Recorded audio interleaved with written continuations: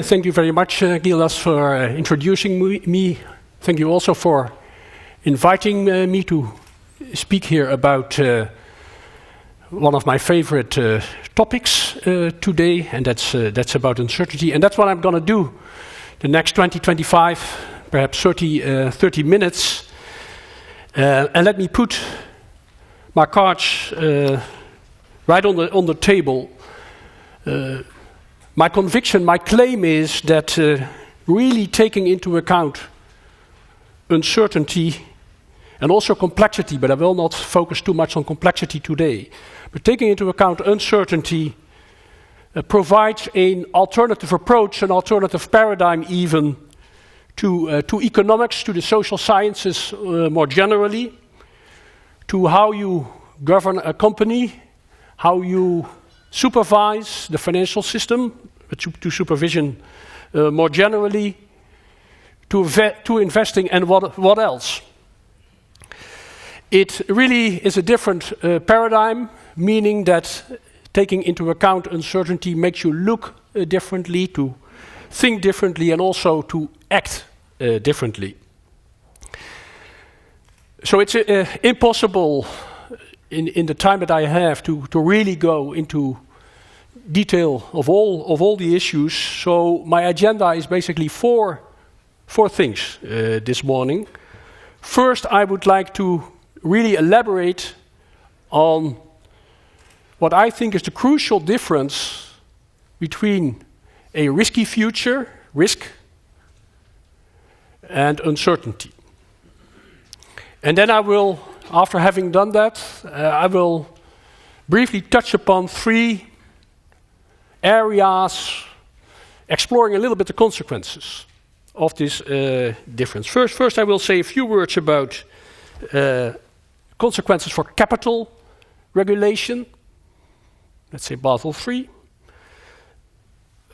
Secondly, the consequences for generally how to do risk management or how to run a business more generally. What the consequences are for the quest for long-termism that we often hear nowadays. And finally, I would like to say a couple of words on the consequences for valuations of companies and investment strategies. So first, on the difference between risk and uncertainty. I have sent in a couple of questions. I don't know whether they have been put here. If so, may I have the first question? You can read the question and please vote on this one.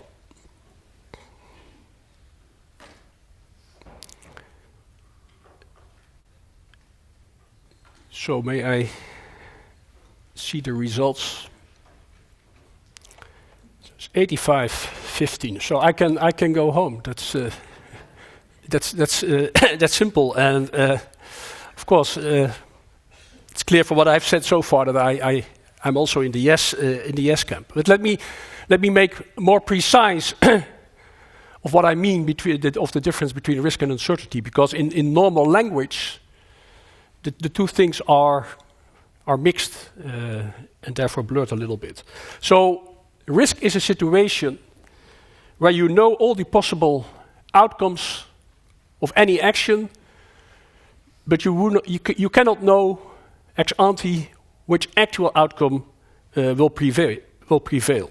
So the classic example, of course, is flipping a coin. It's heads or tails. It's two possibilities if it's a fair coin. Both may happen, but you don't know which one. But you have the complete list of possible outcomes.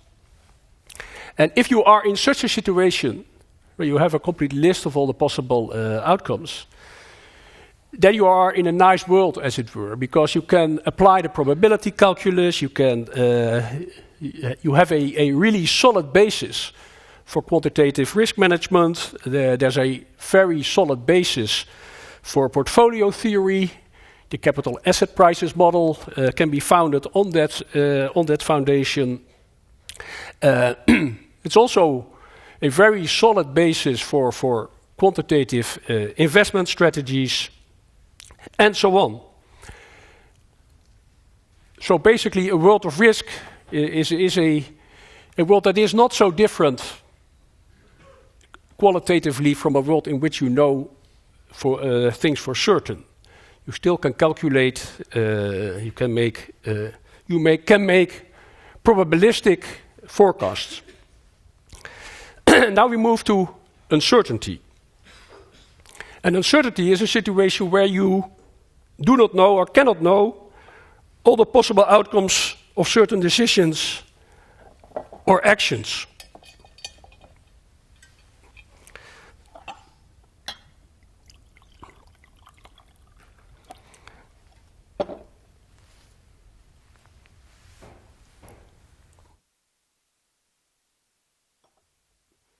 Sorry.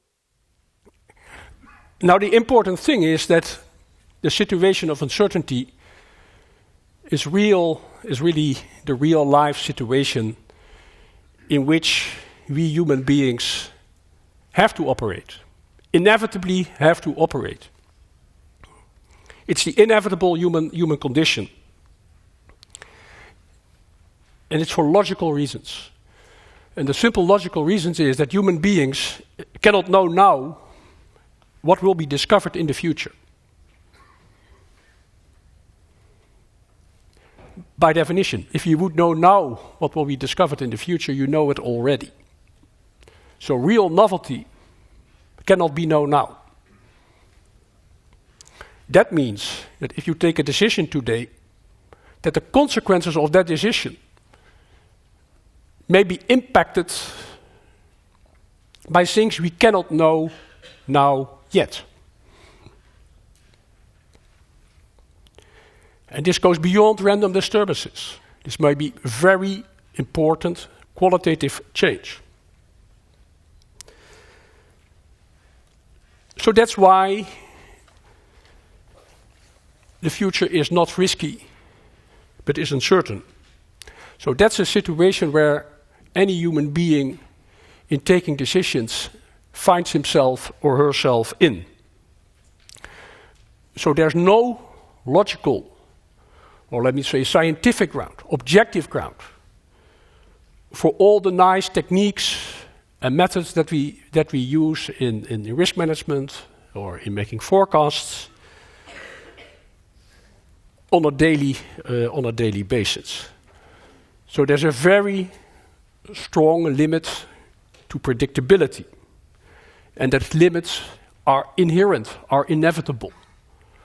That's one of the few things that we can know for certain, that there is a strong limit to predictability.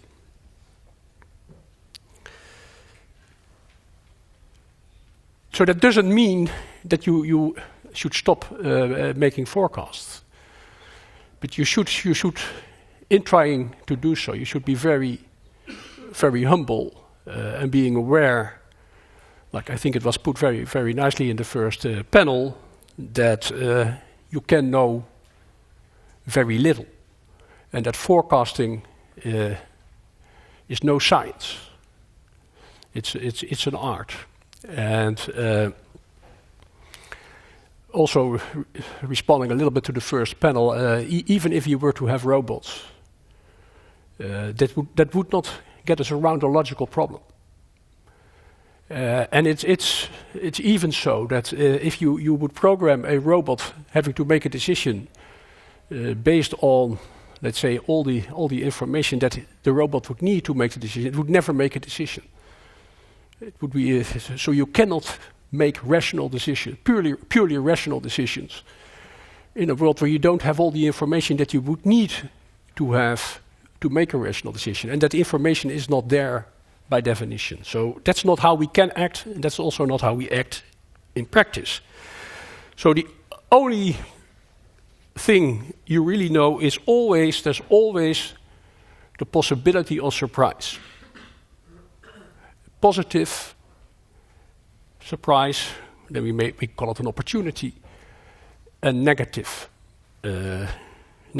surprise, we call it a threat, or perhaps misleading a risk, because I think better call it a threat, because otherwise we start to blur the definitions. So let me now. So that's the definition between the two, and the real world we live in. It's very clearly is a world of uncertainty, and in any decision that you take, basically it's against the background of uncertainty and not risk in the pure sense as I have defined it. May I have the second question?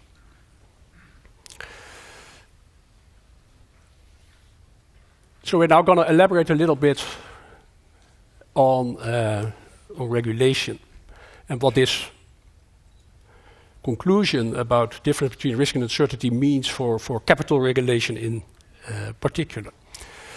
So, can I see the results?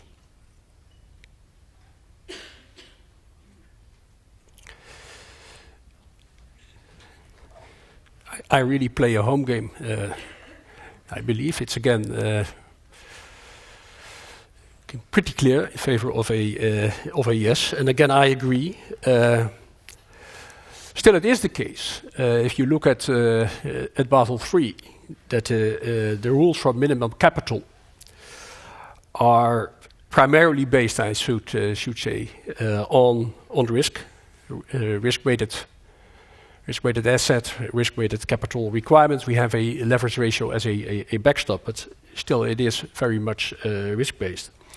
Now the interesting thing is that it has been shown, I think, more than 50 years ago, that in a world where you have risk in a pure sense, so where you can capture the world in probability distributions, there's no need for holding capital. Volatility, because that's basically what it then is, can be priced in, can be insured. There's no reason to hold capital against that. There's no foundation for risk-based capital. Theoretically, risk can be priced. So for that reason, risk-based capital requirements are flawed. They're flawed. Apart from the negative consequences that they may have for other reasons, but they are deeply flawed from the perspective of the distinction between risk and uncertainty. Now you may say, let's then just focus on the leverage ratio. I think that is not, in the end, is not good enough. There's no time here to elaborate on what a good capital regime would be, but it would, let me give one element, it would far more base itself on stress scenarios in combination with the capital that you need to resolve a certain company. Because capital, the role of capital, let's say in a theory based on uncertainty, is essentially to give you a buffer, a capacity to buy time to recover, try to recover from whatever surprise has occurred. So it's a mechanism for buying time, so that you are not too close to the abyss and fall into the abyss immediately if something unexpected will happen. And again, something unexpected will happen all the time. So that's the role of capital, and you have to think about how you calibrate what you find acceptable there. Let me move on to my third issue. Again, rather briefly. What does this mean for the governance of companies and countries and all kinds of institutions? The quality of business decisions, or any decisions, is significantly influenced by how well a company, let's focus on a company, deals with the inevitable uncertainty of the future. I've over time developed what I call a framework for acting under uncertainty and complexity, called FAUC. And that is a a framework that is based on the theory of human action and interaction in a world of uncertainty, based on ingredients from modern complexity science, but also from older work in the past. And that's interesting. If you think about how to act under uncertainty and complexity, you are not only easily led to modern work on complexity in very different disciplines, but you're also led back to I'm an economist, so to economic work earlier in the 1930s by Keynes himself. The original work of Keynes. Keynes wrote a treatise, did his PhD on uncertainty, treatise on probability. Fascinating book if you look at it from this perspective. If you are led back to what is nowadays called the Neo-Austrian school in economics, with people like von Mises and Hayek in particular in this perspective. Hayek for the interaction of people, human beings. He's also dealt with complexity himself, and for Mises for the human action part. So I've tried to connect these things, and I think that gives you a very good framework for thinking about how people act and interact under uncertainty. And that leads you to a framework for action and interaction under uncertainty. And that has a number of pillars which themselves can be further elaborated. But let me just for today mention the pillars. But before doing that, let me go back to one issue, perhaps anticipating questions that I often get when I say that it is there are strong limits to predictability and forecasting and to quantitative risk management. I don't mean to say that I think I already said it, but I cannot emphasize it enough that you should stop doing that. But there are two things that I then add. First of all, and that I already mentioned. Don't fall in the trap of thinking that you are doing science. I think the same mistake that the central banks made, and the point was made in the first panel. And I fully agree that is a mistake that central banks made. I've been one myself, so I've made a mistake perhaps myself partly, is to think that you have a science of monetary policy, that you can target inflation on the 10th point. And it's striking. I cannot, refrain from mentioning that point. What I don't understand about the ECB at this moment is that I was at the ECB when the strategy was formulated, and it was stressed so much at that time that the ECB was not an inflation target. We repeated that time and again. We emphasized all the time that we had a definition of inflation, but not a target. And somewhere over the past few years, it is only the past few years, the ECB has fallen into the trap of seeing a definition and an objective as identical. There's a very recent speech, for instance, by Peter Praat, where he starts out that we have a definition of inflation, and then a couple of paragraphs later in the speech, he starts to talk about we have an objective. And we have to hit that anyway. When the strategy was formulated, central bankers were much more humble than that. They were aware that this at some point could backfire, and that moment is now, I think. So be humble, and secondly, do not restrict yourself to just forecasting. You have to do a number of things in addition to that, and that's where my framework relates to. And I can today only mention a couple of elements in that, and each of the elements can be elaborated. So the company, you're talking about a company, must be alert, adaptive, resilient, innovative, and imaginative. And you can elaborate that, and it has consequences for the role of buffers in your company, for the IT system that you have, how you organize your management information. Because I think it is an illusion to think that big data will help you, because big data can only be data about what is known already. So the most important data are not yet there.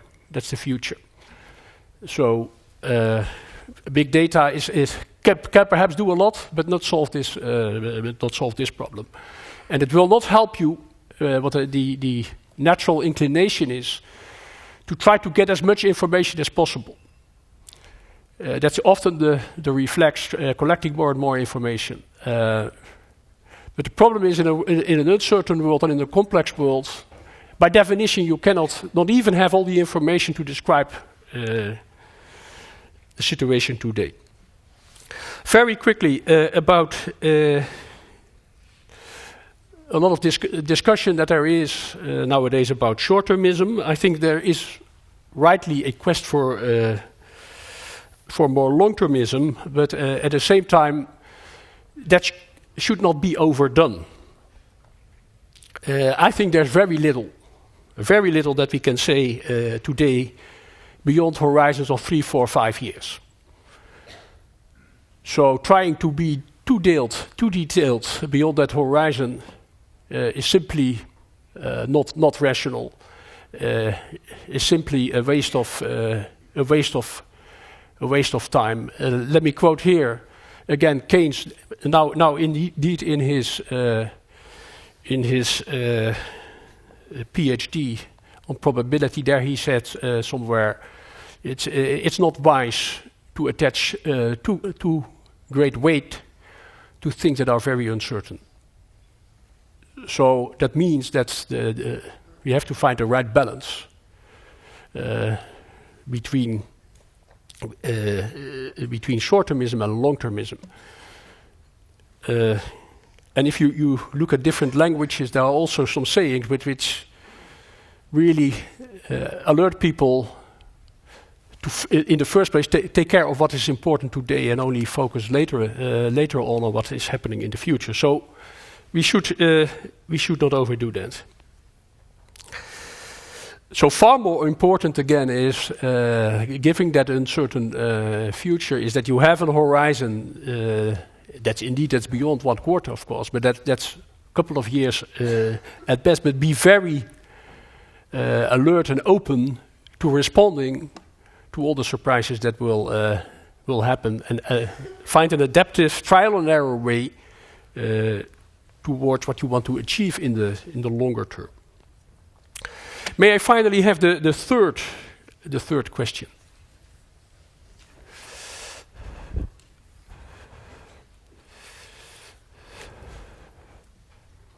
And the results here. Well, it becomes boring. But again, so it was the last one, so I will not bore you further. Talking about things that you were already convinced of and well aware of. Here I tend to disagree. And again, looking at it from my own perspective and from my own framework, I think there are, if you take this seriously and really dig deeper, there are consequences in different fields, but also in the area of evaluating companies, and then also for investment policies and strategy. So my impression is, but you disagree, that generally speaking, there's not too much attention, let me put it that way, of sufficient attention, let me put it in that way, to this aspect. If you look at the company, how well does it deal with the uncertain future? How well does it deal with complexity? How resilient is it? How adaptive is it? How does it sense the environment? How does it monitor what's going to happen? in the future. So if that is right, and if there is a relation between how well a company does in this area and in the longer term its results and how it copes with the surprises that there will be, I think there may be scope also for investment strategies focusing on how well companies deal with the uncertain future. I think there are more consequences for investment strategies and also for perhaps for business models of asset managers. I think there's a lot of room for research to be done in that area. I'm partly focusing on that. Two final things. Dealing with uncertainty well very much tilts, let's say, the type of investment strategies more in the directions of more active strategies, and also, final word, also more in the direction of seeing investing far more than just, let's say, making a balance between risk and return, also trying to really influence the strategy of the company you invest in. So this was very briefly how I think about the importance of uncertainty, a little bit also complexity, hinted at some of the consequences, and I think a lot of further work to be done in that area. But thank you for your attention for now.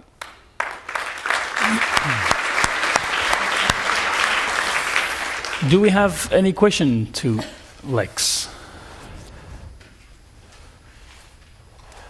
I have one.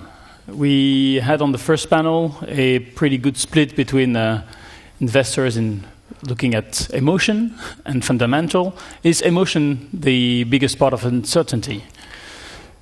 I would turn it around. If you think about fundamentals from this perspective, basically what you have in mind is a future, a world, where there are some given factors, what we call the fundamentals, what determine where you go. So the future is, as it were, already there. You only have to discover it. Whereas if you look at it from the perspective of uncertainty, the first conclusion is immediately the future cannot be predicted, but it can be imagined. So what people do is they have an imagination of the future. They think about the future and they act on the basis of those imaginations that they have. That's not irrational, because there is no way to know the future. So they act on that basis, and they interact on that basis, and basically in interacting with each other and with acting, they shape the future. So the future is the outcome, and the fundamentals are the outcome of action. So the causality is the other way around. In the traditional way of looking at it, is you have objective fundamentals for the future, and ideally you find those fundamentals, you discover those fundamentals. So the expectations are determined by the fundamentals, whereas in the actual world, what we call the fundamentals are formed and shaped by the actions which are based on, can be based on anything, imagination, it can be emotion that plays a role. So I have difficulty to end this long answer. I find difficulty with making a distinction between emotions and fundamentals, because they are intertwined, but in a different way than traditionally done. Thank you. Please join me to thank Lex Hoogduin. Thank you very much.